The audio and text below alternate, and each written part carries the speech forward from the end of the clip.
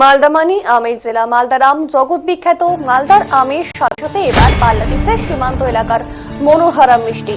মনোহারা মিষ্টি নাম শুনলেই জিভে জল চলে আসে। ক্ষীর, নারকেল, চিনি এবং এলাইচির সংমিশ্রণে তৈরি এই মনোহারা মিষ্টি মেয়েরা খেতে ভালোবাসে। শুধু এবার বাংলায় নয়, ওপারেও মনোহারা মিষ্টির চাহিদা রয়েছে ব্যাপক।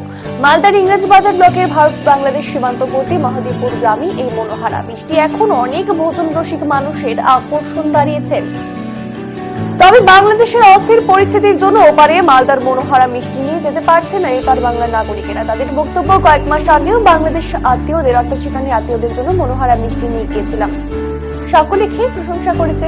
কিন্তু অশান্ত বাংলাদেশে এখন মহদীপুর সীমান্তে যাতায়াত বন্ধ, ফলে ওপার বাংলার অনেকের সঙ্গে যখন ফোন করে কথা হয়, শেষে অবশ্যই মনোহারা মিষ্টি মিস করার কথাও আক্ষেপ করে জানায় তারা। উল্লেখ্য, মালদা জেলার ভারত বাংলাদেশ সীমান্তবর্তী মহদীপুর এলাকায় হাতে গোনা কয়েকটি মিষ্টির দোকান রয়েছে যেখানে মনোহারা তৈরি হয়। সন্দেশের ছোট আকৃতির এই মনোহারা মিষ্টির এক পিসের দাম 7 টাকা, সাইজ একটু বড় হলে তার দাম 10 টাকা। নারকেল, ক্ষীর, চিনি এবং এলাইচির সংমিশ্রণ দিয়ে মূলত এই মিষ্টি তৈরি হয়ে থাকে।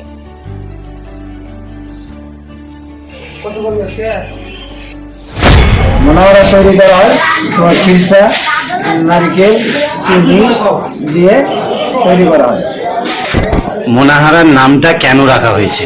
মনোহারার নামটা কেন রাখা হয়েছে, মনে করে যে আমরা বানাই খরিদার বলে খুবই খেতে ভালো লাগছে রে, মন ভরাল তোর মনোহারা খেয়ে রে, ওই জন্য তার নামটা দেই মনোহারা। পশ্চিমবঙ্গের সীমান্তবর্তী জেলা মালদা জেলার মহদীপুর সীমান্ত গ্রামে মনোহারা মিষ্টি সুবিখ্যাত।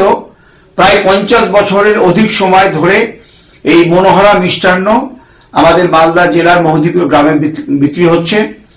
বিভিন্ন পর্যটক, দেশ বিদেশের বিভিন্ন পর্যটক যারা গৌড়ে আসেন, তারা কিন্তু মনোহারা মিষ্টি খাওয়ার তাগিদেই কিন্তু মহদীপুর গ্রামে তারা যান। এমনকি ফরেনার যারা আসেন, বিদেশি পর্যটক যারা আসেন এবং বাংলাদেশ থেকে যারা বৈধ পাসপোর্ট ভিসা নিয়ে আসে, তারাও কিন্তু এই মনোহারা মিষ্টি নিয়ে যায়। মনোহারা মিষ্টি মূলত ক্ষীর, চিনি, নারকেল এবং এলাচ দিয়ে তৈরি হয়। এই মনোহারা মিষ্টি সুবিখ্যাত মিষ্টি। এখন প্রায় 10 জন মতো মিষ্টান্ন ব্যবসায়ী কিংবা কারিগর আছে। গুপ্তা পরিবার তার মধ্যে অন্যতম।